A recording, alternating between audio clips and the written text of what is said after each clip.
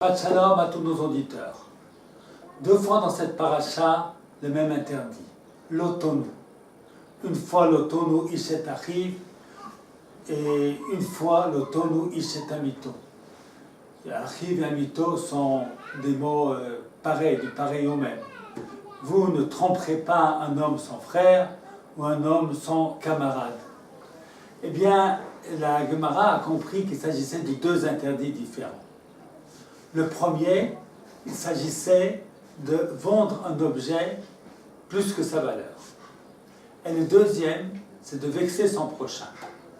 Il m'a dit pourquoi c'est marqué deux fois. Une fois ça suffit. Et il m'a de répondre. La première fois, c'est onat mamon, c'est lorsque l'on vend quelque chose au-delà de son prix. Et la deuxième, c'est ce qu'on dit une parole blessante. Par exemple, à quelqu'un qui a fait une faute, rappelle-toi de tes fautes, on rappelle à un converti, tes parents qui mangeaient du je ne sais pas quoi, etc., etc. Toute parole blessante, de dire à quelqu'un t'es un imbécile, de dire à quelqu'un quelque chose de pas gentil, est interdit à cause de cette indiction-là. Même la Gemara va même très loin, même de donner un faux espoir à un commerçant d'entrer dans une boutique lorsqu'on n'a pas l'intention d'acheter, simplement pour pouvoir profiter du masgan, qui fait un petit peu moins chaud que dehors, c'est aussi interdit car on a donné un faux espoir aux commerçants. C'est pas très très loin. La question qui se pose, pourquoi le même mot pour deux interdictions qui sont finalement très différentes? L'une est une question pécuniaire et l'autre est une question de vexation. Quel rapport? La réponse est très simple. Je crois que c'est ce que Hirsch, dans son commentaire, mentionne cette explication. C'est que celui qui vend cher, il profite de l'ignorance de l'acheteur. Alors il profite de cette faiblesse de l'acheteur. L'acheteur est un ignorant, il ne connaît rien dans les prix.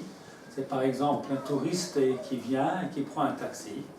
Eh bien, le taxi se dit ouais, il ne sait rien et il propose le double de prix et comme on appelle, le touriste qui n'y comprend rien accepte. Alors il profite de l'ignorance de l'autre.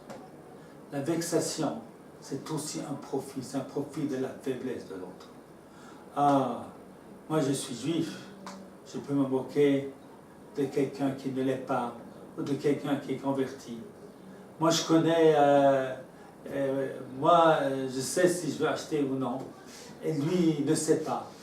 Alors je profite de son ignorance pour pouvoir faire naître en lui un espoir qui va être déçu. Les deux, l'autono, c'est de profiter de ma position supérieure pour pouvoir écraser quelqu'un qui est de position inférieure. Et par conséquent, les deux interdits, eh bien, ils se ressemblent. Mais nous dit la Gemara, vexer est encore plus grave qu'une question d'argent. Parce que l'argent, ça vient et ça part. Mais porter atteinte à l'âme de son prochain, à ses sentiments, est quelque chose qui est plus grave. Et c'est pour ça que la Torah dit à ce propos, Ani Hashem Elokecha. Je suis Hashem ton Dieu et je suis capable, moi, de punir celui qui profite de sa situation pour faire souffrir son prochain. C'est alors, sachons-nous tous utiliser notre bouche et nos paroles pour aider, soutenir, encourager et renforcer. Shabbat Shalom à tous nos auditeurs.